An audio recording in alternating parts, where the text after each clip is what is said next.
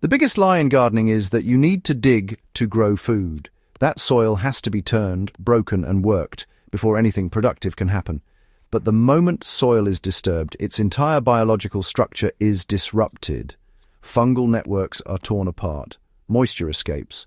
Carbon that took years to store begins oxidizing back into the atmosphere.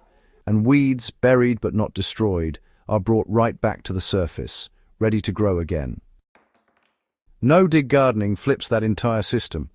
Instead of fighting the soil, it builds on top of it. Instead of exposing weed seeds, it buries them in darkness. And instead of constant labor, it creates a system that gets easier every season. But here's where most beginners, especially seniors, run into a problem. Not with the method itself, but with the daily handling of food scraps and compost. The effort of carrying waste outside, dealing with smell, or managing heavy wet material becomes the barrier that stops consistency. That's why so many gardeners are now switching to simple indoor compost systems. The links to two of the most widely used options are in the description, and they're being bought in large numbers for one reason. The results are consistent. The numbers don't lie. These systems work. A countertop bin like the Epica countertop compost bin 1.3 gallon allows scraps to be collected throughout the day without odor, mess, or constant trips outside. Everything stays contained, simple, and easy to manage. For those who want to go even further, the OK2 55 electric kitchen composter 5.5 litre takes it a step beyond. It converts food waste into a dry, lightweight fertilizer automatically.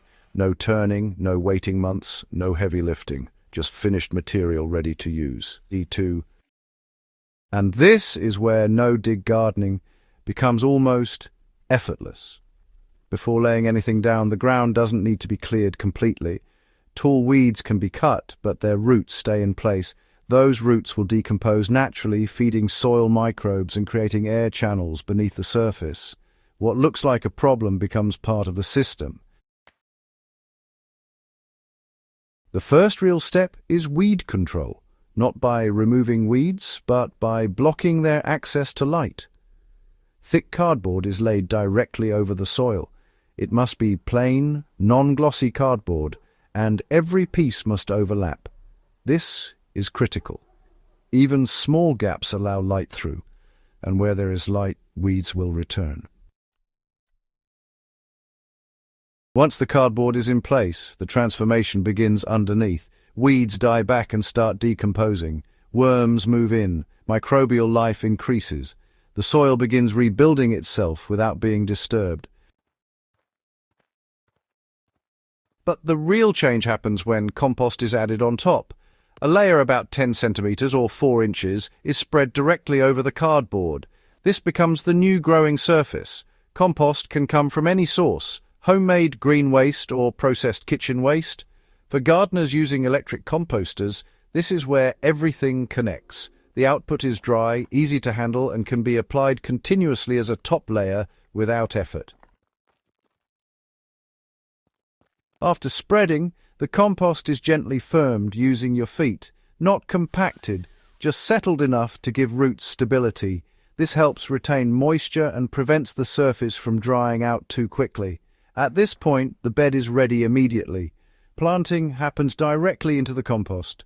Seeds can be sown, but honestly, transplants are often more reliable, especially in the early stages. Crops like potatoes, peas, cabbage, spinach, beetroot, and spring onions all thrive in this system. Roots grow downward through the compost, reach the softened cardboard, and eventually move into the improving soil below.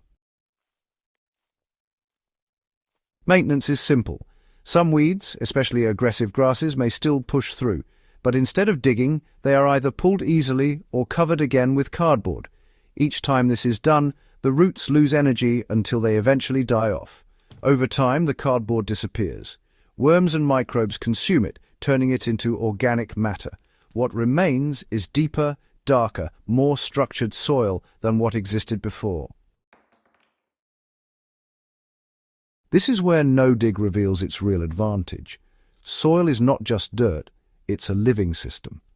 When left undisturbed, it forms stable structures that hold water, store carbon, and support microbial life. Fungi create underground networks that deliver nutrients directly to plant roots.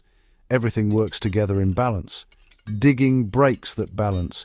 No dig protects it. And when combined with simple compost systems that remove the hardest part of gardening, handling waste, the entire process becomes sustainable long-term.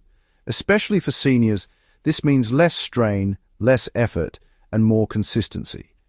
By the second season, weeds are dramatically reduced. By the third, the soil becomes easier to manage than traditional beds. Less watering is needed, less work is required, and more time can be spent planting and harvesting. No-dig gardening is not just a method, it's a system that improves over time, requiring less from you while producing more. And it all starts with cardboard, compost, and a smarter way to turn everyday waste into living soil.